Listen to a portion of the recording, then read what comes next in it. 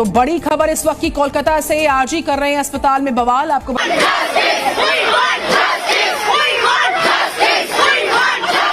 9 August 2024 সকাল 7:30 কলকাতা আরজিকর হাসপাতালে এক সেমিনার রুমে একটা মেয়ের মৃতদেহ পাওয়া যায়। আর সারা শরীর ছিল রক্ত আর ক্ষত বিক্ষত, তার চোখ মুখ দিয়ে রক্ত ঝরছিল, তার নিচের অংশ ছিল উলঙ্গ। তার সে মেয়েটা আর কে জানেন? সেই হাসপাতালের একজন মেডিকেল স্টুডেন্ট, একজন জুনিয়র ডাক্তার, যাকে আমরা ভগবানের মনে করি। সেই ডাক্তার মেয়েটিকে অমানবিক অত্যাচার করে তাকে খুন করা হয়েছে। তার বাড়ির লোককে বলা হয় সে আত্মহত্যা করেছে, এমনকি পুলিশও সেই বিষয়টাকে ধামাচাপা দেয়। কেন সেই ব্যাপারটিকে ধামাচাপা দেয় পুলিশ? কেই বা অপরাধী? 9ই আগস্ট গভীর রাত, তখন কলকাতাবাসী সবাই ঘুমে মগ্ন। তখন আমাদেরই এক বোন, এক দিদি নিজের জীবন বাঁচাতে লড়াই করছিল, নিজের সম্মান বাঁচাতে লড়াই করেছিলেন। তিনি প্রতিদিনই লড়াই করেন, সেটা রোগীর জীবন বাঁচাতে। কিন্তু আজকে সে নিজে বাঁচতে চেয়েছিলেন, হিংস্র জন্তুর শিকার হয়েছিল। চলুন এক হেরে যাওয়া নারীর কথা বলবো। সে দুচোখ স্বপ্ন দেখেছিল রোগীর সেবা করার। তার নাম ছিল মৌমিতা দেবনাথ। 31 বছর বয়স, আরজিকর হাসপাতালের junior doctor, post graduate student. ওরা আমায় এভাবে কেন মারল মা? আমি তো যেমন ডিউটি চাই সেরকমই ডিউটি গেছিলাম, কিন্তু আমি তো জানতাম না যে আজই হবে আমার শেষ দিন।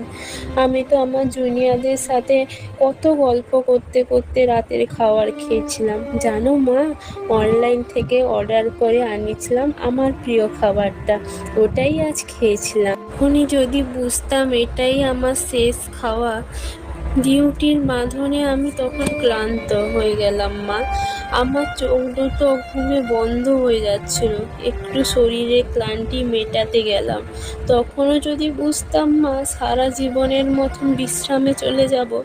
তখন ভোর রাত, আমি ওয়ার্ডে একা। তখন ভোরের শীতল বাতাসে আমার একটু ঠান্ডা আসতে আমি লাল চাদরটা ঢাকা দিয়ে চোখ বন্ধ করেছিলাম শুধু। সেই সময়ের অপেক্ষায় থাকা ওরা আমার সাথে মা, আমার খুব কষ্ট হচ্ছিল জানো তো। আমি অনেকবার আমি বারণ করেছিলাম, শুধু সেই সময়ের অপেক্ষায় থাকা ওরা আমার সাথে মা আমার অনেক কষ্ট হচ্ছিল। আমি বারণ করেছিলাম, চিৎকার করেছিলাম, বাঁচাও বাঁচাও, কে আছো আমাকে বাঁচাও। কেউ আমার চিৎকার, আমার আর্তনাদ শুনতে পায়নি জানো তো মা। আর ওরা আরও পশুর থেকে বিশ্রী ব্যবহার শুরু করতে লাগলো। তাকে নিয়ে আমি ওদের হাতে পায়ে পড়লাম জানো তো।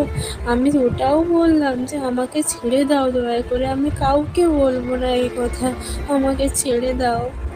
কিন্তু ওরা তোমার কাছে একবারও যাওয়ার সুযোগটা দিল না মা, দিল না তোমার কোলে শেষবারের মতন মাথা রাখতে, দিল না তোমার শেষবারের মতন হাসি মুখটা দেখতে, দিল না বাবা স্বপ্নে রাজকন্যা বড় ডাক্তার হওয়া স্বপ্নটিকে পূরণ করতে।